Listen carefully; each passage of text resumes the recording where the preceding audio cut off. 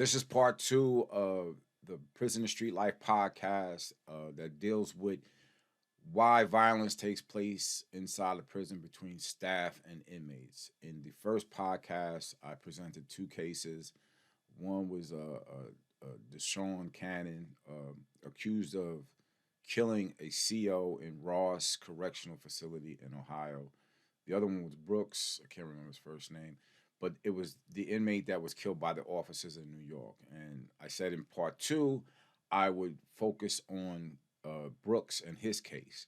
I'm going to save that for part three because I've had time to think about this in regards to inmates that are in prison. And I think the Ross or the Cannon situation in Ross is a perfect example of some of the things I wanted to do. Initially, when I got out, my main focus is I write books. I wanted to focus on my novels. I wanted to focus on my TV series.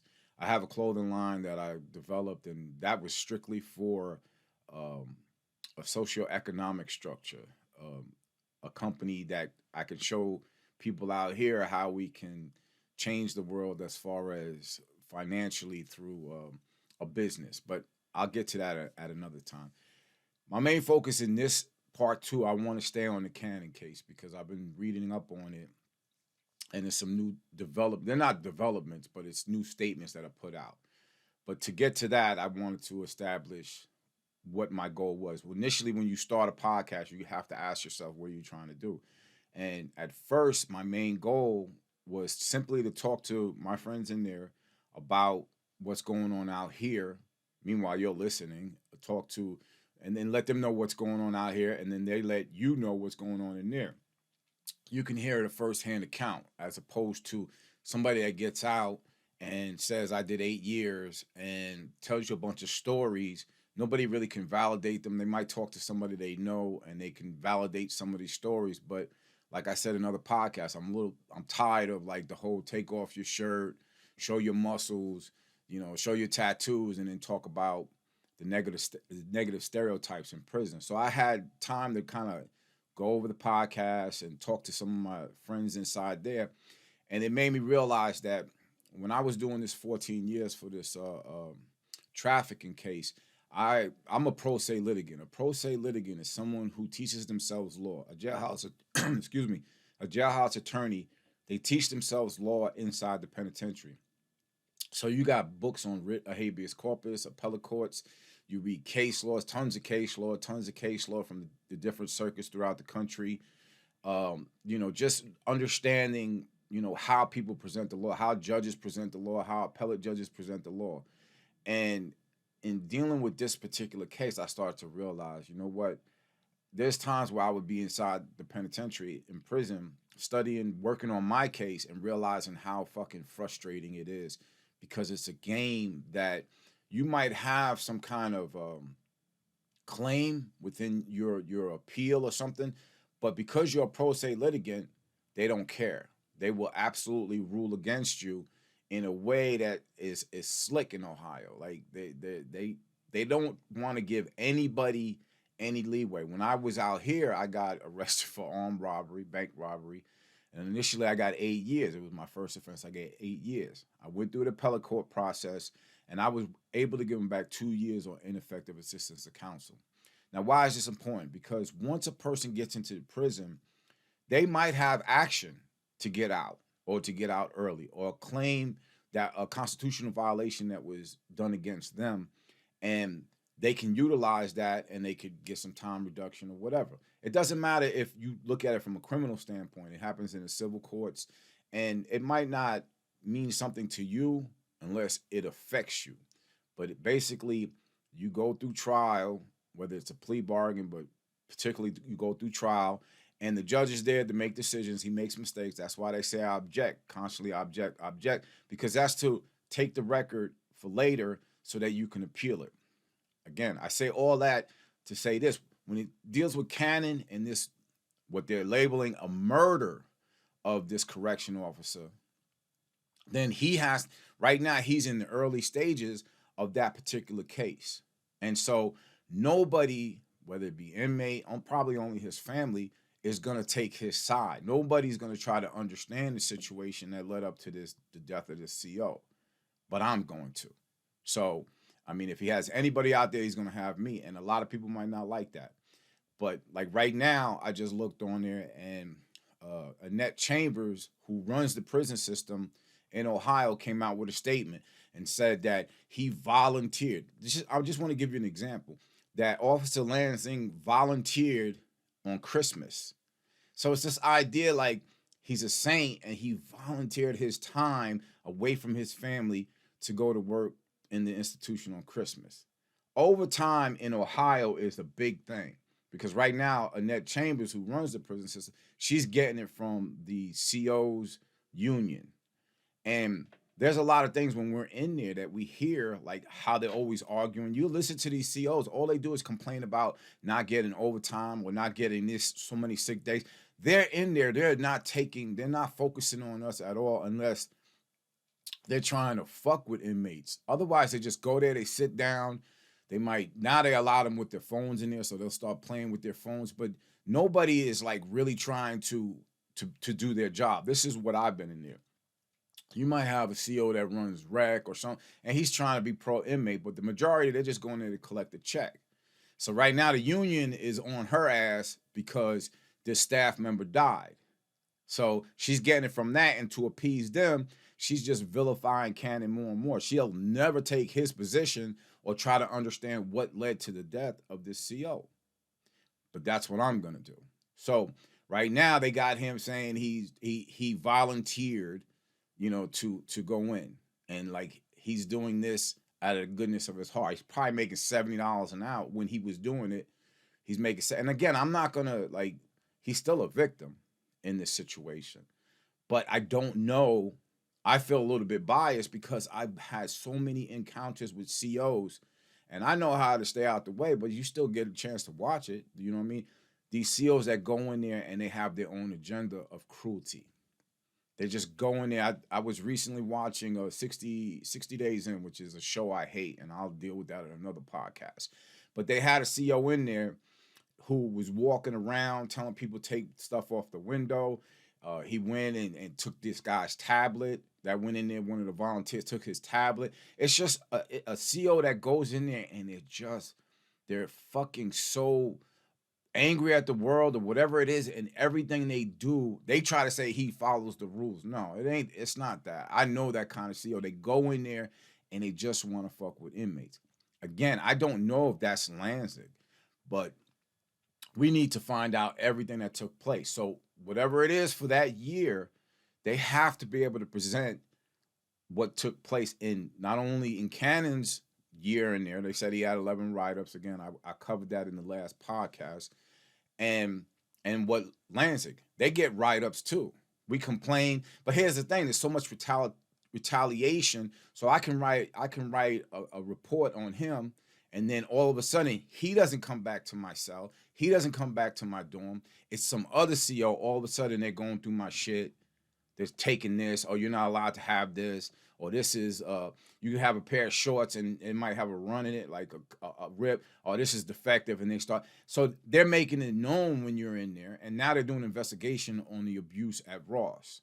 But they sent a bunch of people in there to talk to inmates, and like inmates that were assaulted, and they kept saying, "Oh, we didn't find any marks on them." Well, that shit might have happened 3 months ago. So to just say that there was no physical or visual evidence of assaults, that shit happens. Because again, I explained to you what it is in Ross. Ross is heavily, I'm not even gonna make it political, like say Republican or Democrat. It's just this like white, and I showed you the white supremacy structure in there, but it's the energy is, what are you doing here, boy? You're gonna listen to me, boy. And that's prevalent throughout. So these COs come in and it's just like either they're relaxing and they're not doing shit, or they're fucking with us. But nobody's in there trying to help us to figure out our lives, the programming. None of them. They're just there to security. That's fine. So you have to have these programs in place. But in the case of Cannon, now that this happened, all they're doing now is just putting up the negative aspect of his bit, which is the time he was in there. So the 11 conduct reports. So I just wanted to focus on that because right now the most important thing that needs to happen is we need to have disclosure. And it's different than when you're on the streets. When you're on the streets and like I get a case, whatever the case, drug dealing, whatever, you have discovery. Discovery will be everything that the state has in regards to the case. And I get it. I get a copy of it. My lawyer gets it. And so does the state has it. So discovery of everything that's taking place is different when it's an inmate. His lawyer is going in there, and these are the lawyers in Ohio. I mean, very few decent lawyers. The rest of them, they just like I remember in my case, I had a search warrant affidavit, and I could prove prosecutorial misconduct on the search warrant. And I talked to his name was David Washington. Now he took care of my first case, which was a shooting case, and he got me acquitted of attempted murder. But then later on, he took $2,000 and he didn't do shit. And he said specifically, I can't go against the prosecution. I work here. He told me that. So the same thing, whoever his lawyer is going to feel the same way. You're representing this piece of shit that killed this officer. So what is the lawyer going to do? 9 times out of 10, 9.5 times out of 10 in Ohio, what they do is they're real cool with their client. Yeah, we're going to try to do, but behind the scenes, they're figuring ways to fuck him or her in a way that they don't understand it. And so they accept something, whether it's a plea and they say, you know, here's the plea bargain. You got to tell the judge you weren't promised anything, but I'm telling you, they're only going to give you 8 years or 6 years or 5 years. And then you go in there, the judge asks you, well, you promised anything? And then he hits you with a life sentence. And you're going, what the fuck? You just said I was only supposed to get 4 years, but it's not on the record. And I'm going to do an entire, now based on what, after doing this with this particular podcast, I'm going to do a series of podcasts for people out there who might have family members that get in trouble, and I'm going to walk them step by step by step. But in the case with Cannon, he now has a lawyer, and it's that job of that lawyer to get everything that's out there on Lansing, on the institution, on violations that take place in the institution. How many write-ups against COs were there? Because again, they're saying, this is Annette, whatever her name is, Chambers, is saying that Cannon was coming from Chow. He's just walking and he veered off and then just started attacking. Like, this guy's in the booth. He opens the door. Cannon goes in there and beats him and he winds up dying. Like, that's the narrative. Who's to say anything different? Those cameras are on there. So let's see the camera. Let's see inmate Cannon, what happens. Because sometimes, I'm not saying that happened here, but sometimes that same piece of shit CO, not saying Lansing, but I'm talking about the ones I was involved with, would be like, hey, come here. And then just, they could be 2 or 3 of them. And it's like, I hate using the word bully, but they sit there to and just talk shit. If it's an inmate that's kind of slow, they'll try to, I've seen them do crazy shit like make a motherfucker dance, like just to clown him, just to show him no kind of respect, because as far as they're concerned, we're not humans. Until, in Brooks' case, they get together and they kill him and it's recorded and everybody can see it and everybody says, oh, that's horrendous. That's terrible. And then, you know, prison officials, they don't want no problem. They're willing to sacrifice everybody that was in that room with Brooks at the time, as they should. And I'm going to cover that thoroughly in a video just for that, because I know the game that's going to get played on that. It's really simple. And you know, I don't want the audience, I don't want you guys to misunderstand the shit that they're going to be doing. So back to Cannon. My main situation in here is I'm going to continue to do updates, but the goal simply is for you to understand where he's at in the legal process. They moved him to another institution. I want reports. Was he injured? Did they harm him? Because a lot of times they'll take 2 weeks. They'll put him somewhere 2 weeks. No contact, because they beat the shit out of him. And they don't want anybody talking to him because they don't want to see the black eye, the bloody nose, whatever the case may be. And again, you might say, you know, that's okay. And that's fine. But then I could, if I had something on Lansing and I brought it to you that you put him in a different light, like say hypothetically, like that dude Big O that was across the street on my yard, that he assaulted an inmate or killed an inmate or did something like that or had a history of racially profiling inmates. Like he wrote 100 conduct reports and 90% of them were for black inmates. And if that was the case where it was 90% of black African American inmates that he was writing up, and say he has a record where he assaulted an inmate and that was African American, I don't know. I'm just saying if it was there, it would paint a different picture. Right now, they're doing all the painting. They're the ones that are painting the picture, and Cannon is the villain. So I was editing this. I had to come back because the audio was jacked up, and I looked at a video from, I think it was Channel 12 News, and they're saying now that they sent people in there because the inmates were calling home and saying they're being retaliated against. They're being retaliated for what happened. So in other words, Cannon had the incident with Lansing. He killed him. He's off the compound. But now, again, and I explained it, when you look at Ross or Chillicothe, that county that they're in, how the makeup is predominantly white, and it's predominantly this racial energy. Like I told you when I was on the yard, how the energy is like, what are you doing here, boy? Now, coming from New York, that would play different if you was in New York and you said that.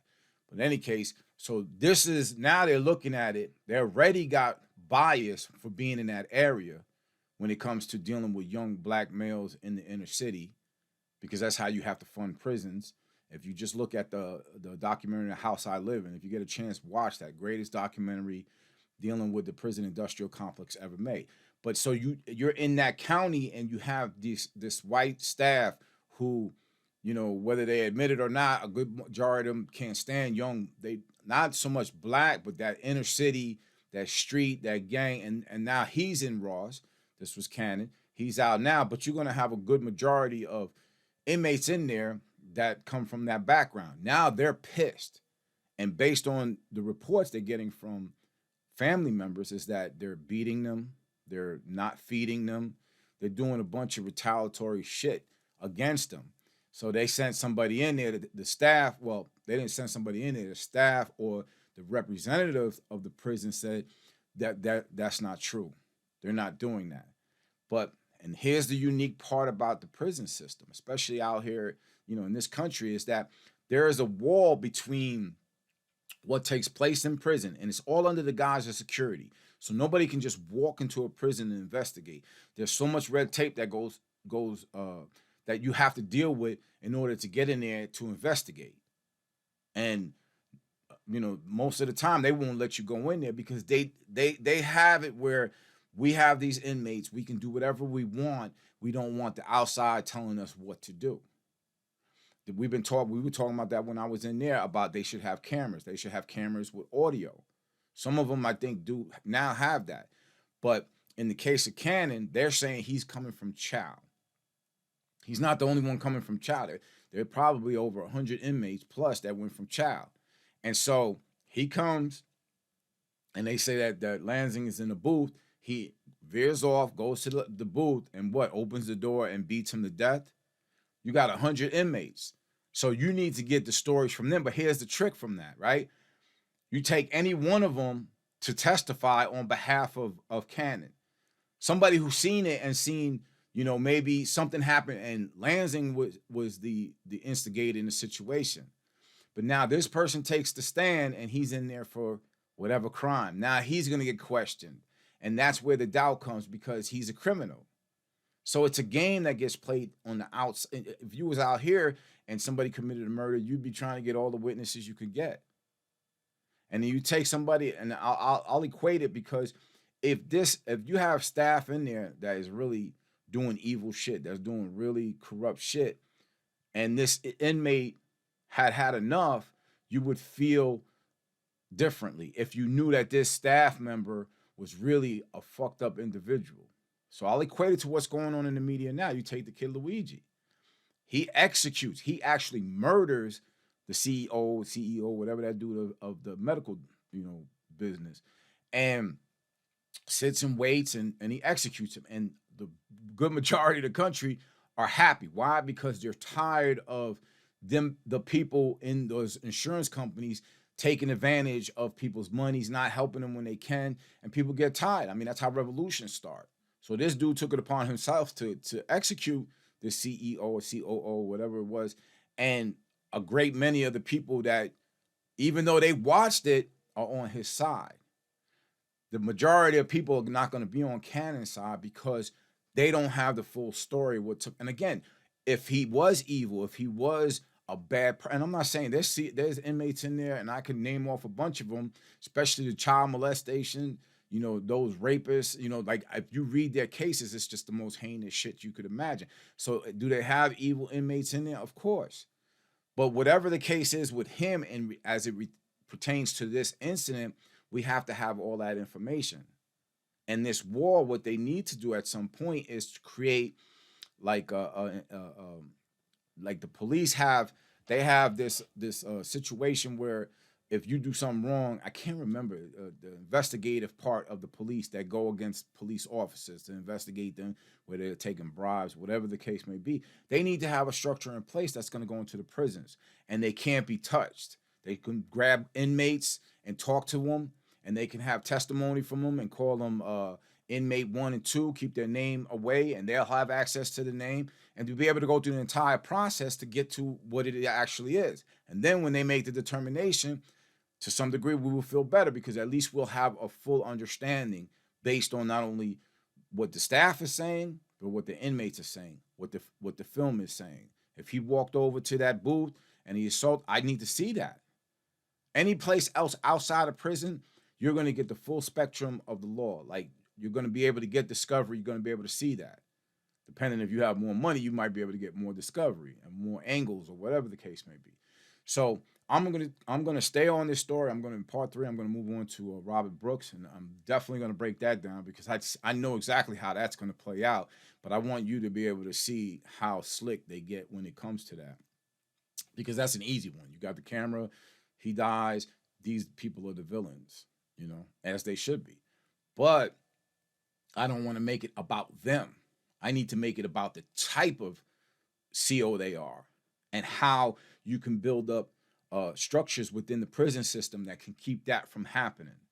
That when an incident like that happens with Cannon, with Lansing, that we have a full understanding. That some entity that's not from the prison has a full understanding. Because, I mean, he's a victim. He died. I mean, he had people that loved him, and I totally understand that part of it. But I don't know who he is. I don't know the circumstances that led up to that. You know what I'm saying? And if something comes out where he's not who everybody says he is, it might change the view. But the point is, when this kid goes to trial, he needs to have every mechanism in place that can determine his guilt or innocent or whatever. So with that said, I thank you for tuning in. I'm going to stay on this. Trust me when I tell you I'm going to stay on. I know exactly how I want to handle these podcasts in regards to, you know, the prison and the laws and all that shit. So again, subscribe. You already subscribed. I'm going to keep pumping these videos out, and I appreciate you tuning in. Peace.